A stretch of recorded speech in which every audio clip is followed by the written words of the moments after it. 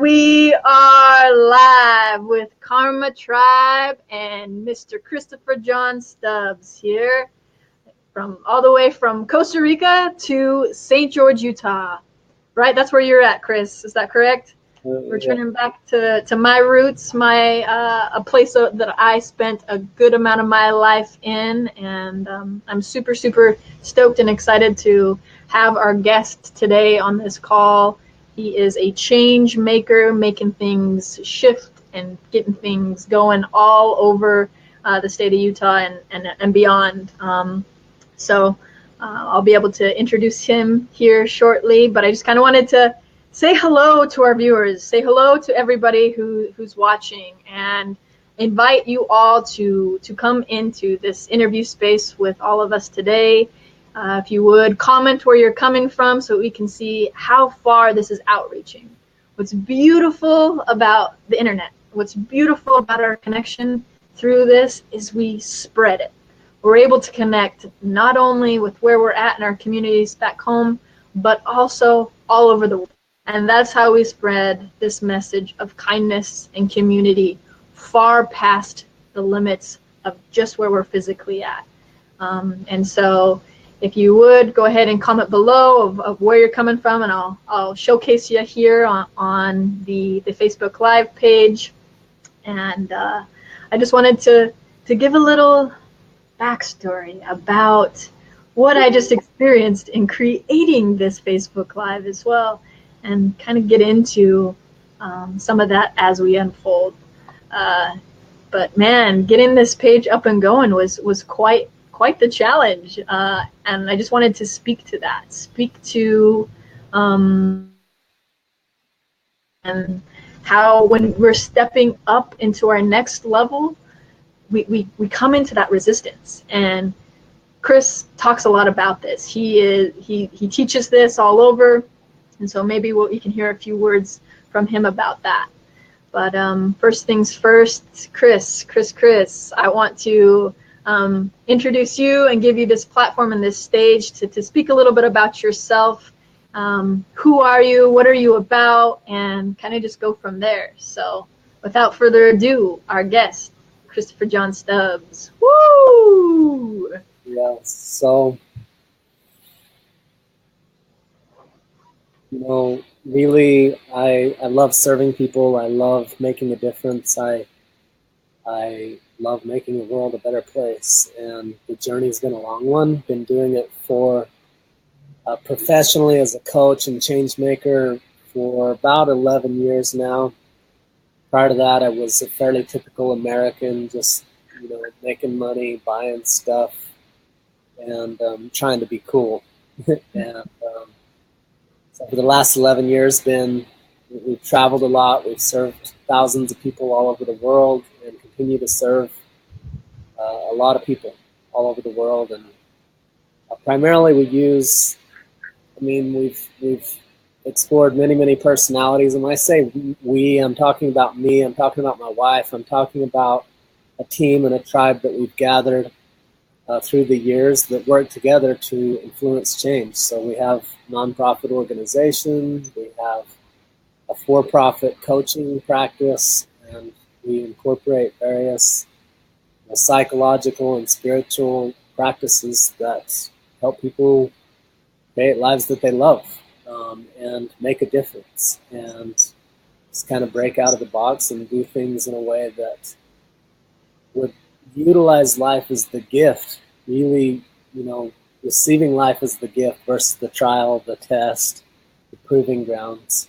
Yeah, we're going to have our challenges, like you said. Like anytime you commit to something great, you're going to have counter commitments and resistance show up. But really, rather than focusing on healing and fixing and saving and all of that, really, what's through all the years where I'm at now is like, how much love and joy can I create and share and experience personally and with as many other people as possible. That's amazing. It's super awesome to hear a little bit of insight on your story and what you're all about, what it is you're creating. Just from even, I've only had a couple interactions with you, but my experience of you is that you're definitely a family man. You're somebody who is heavily involved with the relationships you have with not only your wife, but your kids and your community. And it's beautiful to see that ripple outwards to your tribe, and just returning to that, returning to those roots, returning to just showing up and supporting our communities just like we would our family. And I see that reflected into your business, into your nonprofit work. And I just want to thank you first and foremost for setting that example and doing that work in the world. It's not necessarily an easy task to manage all that. So I guess what comes to mind is, my question for you is, how do you manage all that? You're a family man, you've got nonprofit work, for-profit work.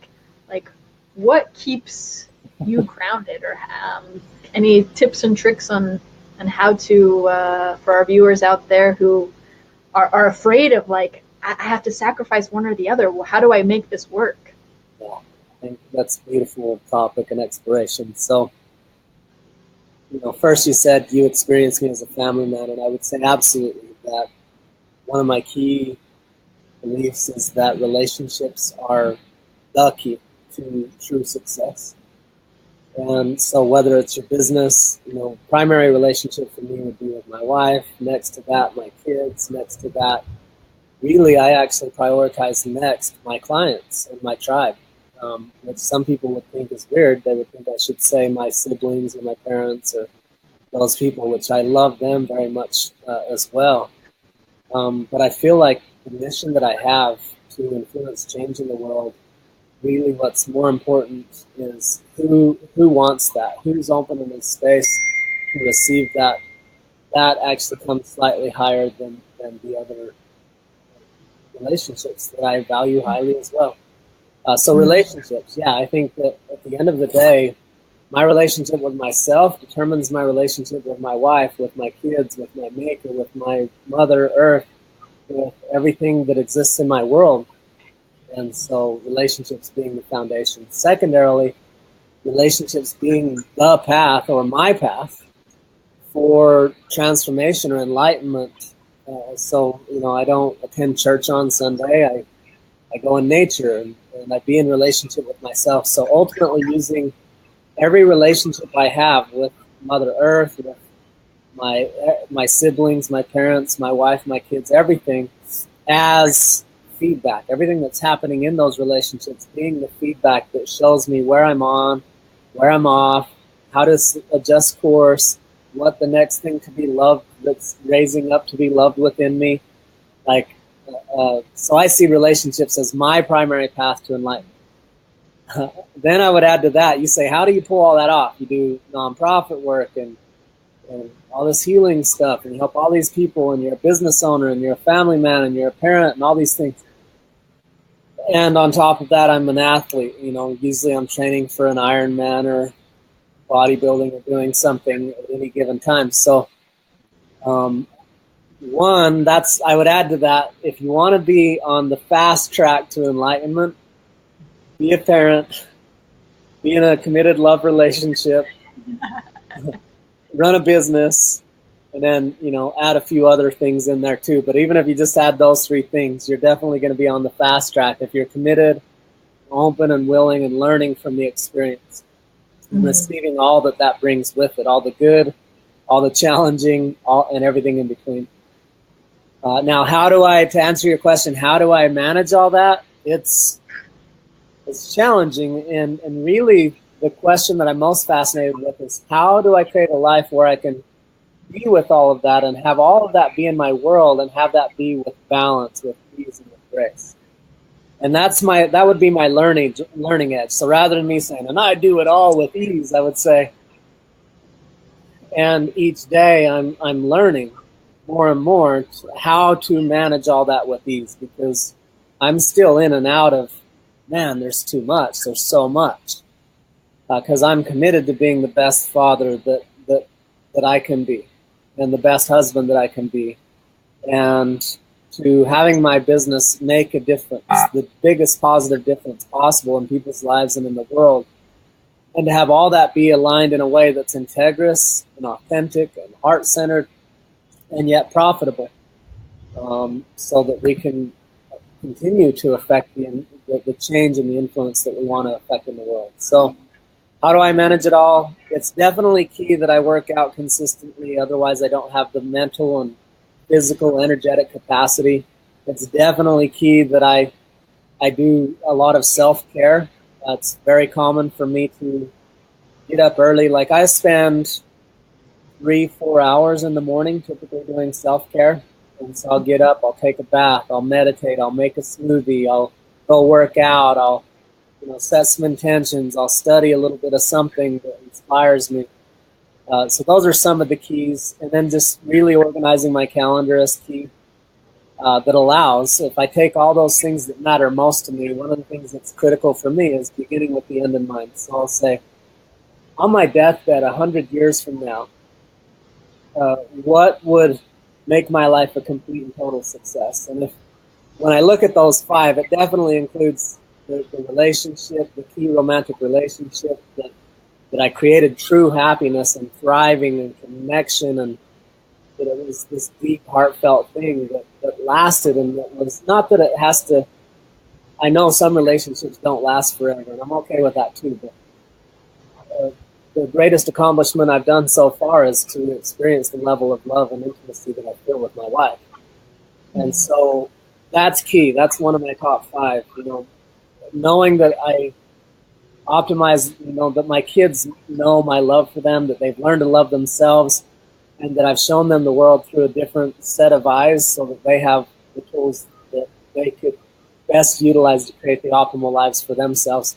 That would be another of the top 5. So beginning with the end in mind and making sure that every day I have time set aside for those things.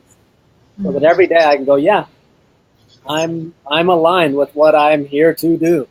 Did I serve my people? Yes. Did I show up as a father? Yes. Did I show up as a husband? Yes. Did I take care of my body in a way that would allow me to optimize my ability to do all those things? Yes. Great. So we had a successful day. And if I have a successful day most of the time, then I win in the end. And not that it's actually a winning, but well, you fulfilled your purpose, and I think that's definitely something that we all long to do. What brings our life fulfillment? What are those things? We each have our own answer for that, and we each have our own journey to do that. And what I hear you saying is that you really focus on those aspects of your life that bring you fulfillment day in and day out. What are some of those things that make me feel good, that allow me to continuously optimize my performance and my connection and my relationships with the people that matter to me? And it's just beautiful to hear you speak about your own experience, and it's super inspiring. And I see you, I feel you.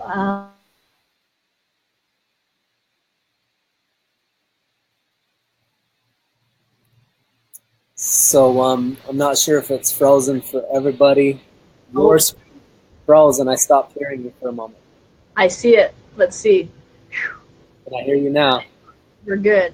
Yeah. Anyway, I'll go back into that and just say everything you spoke to is in and the exact alignment with what we do here at Karma Tribe. We start with our relationships, and it's so beautiful to be in alignment with these people like yourself who are also doing that work in the world, because it's community based, it's relationship based, it's tribal, and that's where it starts. That's where your foundation starts. So my next question to you would just be on the power of kindness and the power of giving.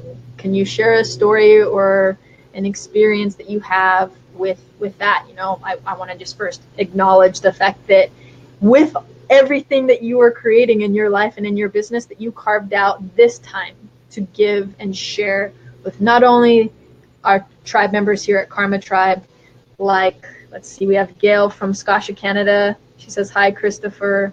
These are our tribe members that get to hear these words of wisdom from you. and because you've taken this time out to share with them, like, just thank you for that. But I'd love to hear your personal experience on the power of kindness and giving. So, thank you. So just before this call, about 30 minutes ago or so, I received a message from a guy that's been following on Facebook for a while, and I think this is a beautiful example of what you're asking for. yes, I'm so excited. So he said, "Hello, you good man. You are on my mind and in my heart today. After 8 years alone, during which I have worked my guts out on myself, I'm getting remarried. Thank you," in all caps, "Christopher, for all you have done for me. Your example, your posts, your videos, your kind, encouraging words to me, never asking anything in return. You have helped me more than you could possibly know. Tears of gratitude for you, my awesome brother. God bless you for all you so selfishly do for others. I am honored and grateful to know you, Paul." So this guy, he's never paid me. He's never attended an event. He's followed me for years. We've engaged back and forth in messenger threads. He'll reach out and ask me, "Hey, what should I do in this scenario? What should I do here?" And so there's many people, a lot of people in the internet marketing world are just like, "No, if it's not profitable, get out of my way," right? And one of the greatest joys I receive is messages like this, just random out of the blue, that I gave freely. And there's people that pay me and there's people that don't pay me. There's people that from that giving come to me and say, "Hey, I want more. How can I get more?" And then we have a conversation and they participate in something that I offer. But there's many other people that just reach out and I just serve. And it brings me tremendous joy. A lot of people give money to tithing. I don't have an allotted amount that goes to tithing, but I give frequently. When people ask, typically I'll contribute. I contributed to your guys' campaign recently. And some people will say, "Hey, will you give to this?" And if I check in and it says, "Yeah, this is something that's aligned that feels good," boom, I just get it done. And so I give in those ways financially. But one of my favorite ways is to give. I feel like my money is way less significant than what I could do to actually, there's this concept of if you give a man a fish, you feed him for a day. If you teach him how to fish, you feed him for a lifetime. I see you're ignited around something I've said. And for me, it's like, how can I affect the deepest change, the most positive, lasting change? How can I truly most empower somebody to empower themselves versus becoming dependent upon me? Yeah, I laugh at that because I literally 5 days ago I made a post in regards to just that same concept of, I'll have to share it with you after this so that we can go in. Frozen camera again. So not sure if they're seeing my screen or yours, but right now I've got you frozen. Okay, we're gonna pause. There we go. And have you back. I trust that anytime I pause, it's because I get this inspiration and I go into a story that's going to take me way too long to explain. I'm going to bring it back into here, get to the nuts and bolts, and just say thank you. Thank you for donating to our campaign. Thank you for the time that you've spent with people. I think that's the most valuable currency that we have, is the time we give to others, and the money follows. The money follows when we give our time. And so, yeah, I'll just go with that point. And thank you for teaching people how to fit for.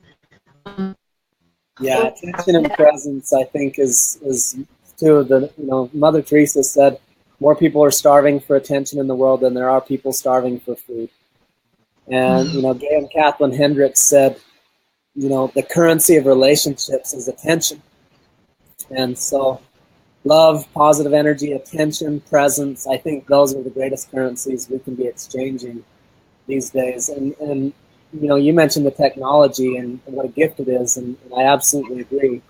And I think when we talk community and combined with these things, more and more what I'm feeling called to, and I think a lot of people in my world are feeling called to, is in-person connection and presence and attention. as tribe and community, I think is the next wave of healing that's being called for with all of us. And not even necessarily, it doesn't even have to be about healing. It's just the joy of connecting and co-creating and dancing and witnessing each other can be one of the greatest things we could do to raise our own frequency, and high tide raises all ships. So we're all better off because of it.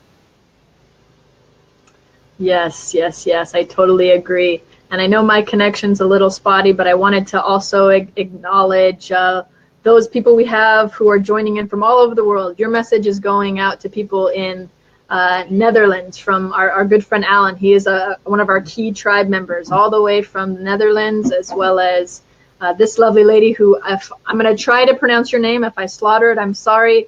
Daliborka Tadic, sending love to you all the way from Austria. So you taking the time to create this is truly going global and going worldwide, and I just want to thank you for doing that and spreading your message and sharing everything that you've shared with us today. You mentioned one thing that I wanted to also bring up is about creating a profitable, sustainable business. Now, that's come up in a lot of people's questioning of Karma Tribe. I was like, how is this going to become profitable? How is this going to become sustainable? And so I just wanted to bring that light of awareness up as well. Is like Karma Tribe is aligning with people who are doing good work and how to create a profitable business model with these foundations. So we don't have a business plan just yet, but we are aligning with people who are teaching us that and are showing us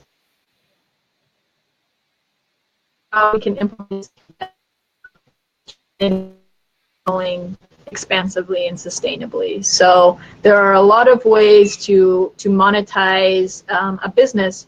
What are some of the key points that you would give away to individuals who are looking to create a business and want to do it in integrity? Beautiful. So a few key points is most people ask, well, how can I make more money? And I suggest that's not the best question to start with. The better question would be, who am I? Would probably be the first question to start asking. And then from there, and that's an ever-expanding, never-ending, up, down, in, out, it's exploration. But getting some sort of foundation for who am I?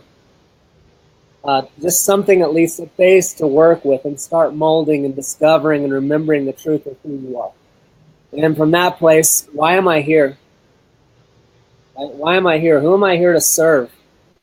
A lot of times people get really caught up, though, on like, what's my purpose, which is good. But if you're like, what's my purpose? What's my purpose? A lot of times your purpose is what you're doing right here, right now, what you're called to do right here, right now. So if we're not careful, we can spin out on any one of these things. And instead of just like kind of being with it, with this ebb, this flow, this curiosity, this wonder. So who am I? Why am I here? Who am I here to serve? What brings me the most joy? What can I do all day long and never get sick and tired of doing it? What would I never want to retire from? What would I do whether I got paid or not? Right? What doesn't feel like work to me, but is valuable in the world? So those would be some great questions to start with to kind of establish who you are, why you're here, and who you're here to serve. Once you're clear on that, then I would focus on some of the principles, because people always talk strategies first, and strategies are ridiculous if they're not founded on solid principles. So like strategy, we're going to launch this marketing campaign, we're going to create a funnel and a capture page, and we're going to sell, boom, then we're going to upsell, we're going to make a bunch of cash, and woo! Woo! And I say, start with the principle, like you mentioned it, value first, right? Mm-hmm. So the number one principle for ever being successful is dollars follow value. And a purer version of that would be value follows value, right? But in the sake of dollars, let's call it dollars follow value right now. It's the law of reciprocation. If I plant a tomato and or you're down in Costa Rica, so it's probably something more like mango or papaya or some yummy fruit. What is it? Mangoes grow here like crazy. Yeah.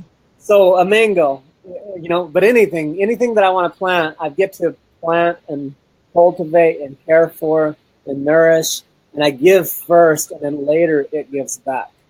So I focus on contributing, but there are a lot of people, especially from Utah and religious-based cultures, that have been conditioned so intensely about how to give, but they're not very good at receiving. So it's very critical that we also exercise our receiving ability. I was going to say, like, strengthen your receiving muscle, but it's almost the opposite of that. It's more like open and relax and allow and expand your capacity to receive. So we get to do both of those. We tend to go to one extreme or the other, just all give or all receive. And it's more like, can I be both and all of this all at once? Can I give tremendously and at the very same time receive tremendously? We get to expand our capacity on both of those ends of the spectrum. Awesome. And so, yeah, go ahead. I just visualize the Karma Tribe logo. It's just like we start from the bottom and then we come up, and it's just,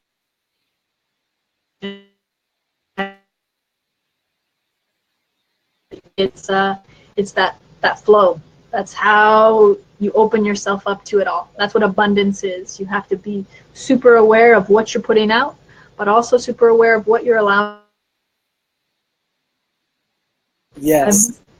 I'm loving how all of this is aligning. It just feels so awesome and so good, and in all of it. And that's one thing I love about Karma Tribe is what I've tapped into is being able to offer that gift. What do I love? I love coaching. I love working one-on-one with people. I love assisting people through their transition and their healing process. So yeah, I have Karma Tribe members who I offer my free coaching to on there. And every time I do that, it just opens me up.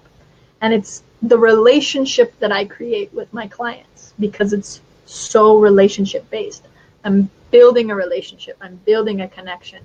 We have people on there who are offering their salsa lessons, offering those other passions that they have, whatever it is, that time of just give and receive. So it's amazing to see this happening all over the world, and you being such a leader and an example of it. I just want to thank you so much, Chris, and also honor your time, because I know we need to go ahead and wrap things up here. But just thank you so much for your work in the world and what you're creating. I look forward to connecting with you when I head back to Utah here momentarily in the next couple of days.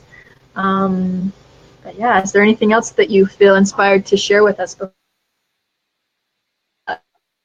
First, thank you for the beautiful connection. I look forward to more to come, and a great example today of receiving. I just encourage everyone to start enhancing your ability to receive with ease and grace. So today, I was in a store.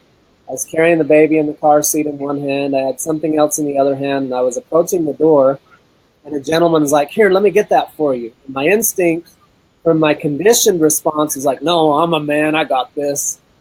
But I didn't do any of that. I was like, "Oh, here's an opportunity to receive." And it's been said many times, the way you do one thing is the way you do all things. So I just said, great. And so I had to wait for a second. I could have probably gotten through the door faster on my own, but for the sake of enhancing my ability to receive, I said, yes, please. And I just waited and stood and was treated like royalty as he opened the door for me. He offered, I received. Yes. And so when people give compliments, when people offer to open a door, whatever someone's offering, receive that. And occasionally even stretch yourself further if you're willing to take the challenge and ask for something that you typically wouldn't ask for, and receive that as well. So I would just like to leave the audience with those possibilities to try on. Yes. Thank you so much. I challenge accepted for Sabriel today, and I hope all of our Karma Tribe members accept that challenge as well. If you're feeling it and you want to do it out in the community, awesome. Also, post on karmatribe.com. Allow yourself to be vulnerable. Share something that you need, and allow yourself to receive that. The universe, whatever you want to call it, always provides, and that's what we're all about here at Karma Tribe. So thank you so much, Chris. I hope you enjoy the rest of your day, and I just appreciate you and all the work that you're doing in this world. Likewise, blessings. Thank you. Awesome, awesome.